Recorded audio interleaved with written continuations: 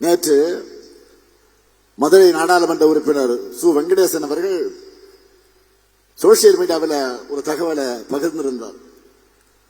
2024-25 இந்த ஆண்டுல புதிய வழித்தடத்துக்கு ரயில்வே துறையால 31,458 கோடி ரூபாய் ஒதுக்கப்பட்டிருக்கு.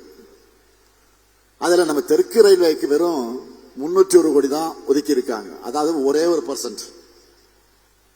ஒவ்வொரு முறையும் நம்ம மாண்புமிகு பிரதமர்களை நான் சந்திக்கும் போதும் மறக்காம நான் வைக்கிற முக்கியமான கோரிக்கை, தமிழ்நாட்டு மக்கள் ஆவலோடு எதிர்பார்க்கிற புதிய ரயில் திட்டங்களை நிறைவேற்றணும் என்பதுதான். ஆனா அதுக்கு அவங்க எடுத்திருக்கக்கூடிய நடவடிக்கை என்ன? இந்த 1% நிதி ஒதுக்கீடு தான். இதுக்கு என்ன அர்த்தம்? வரி வசூலிக்கப்பட மட்டும் தமிழ்நாடு, நிதி ஒதுக்கீடுல அவங்களுக்கு பட்டநாமம் போடுகிறது பாஜகவுடைய ஆட்சி. இதிலிருந்து பாஜக நமக்கு சொல்லாம சொல்லுகிற மெசேஜ் என்ன?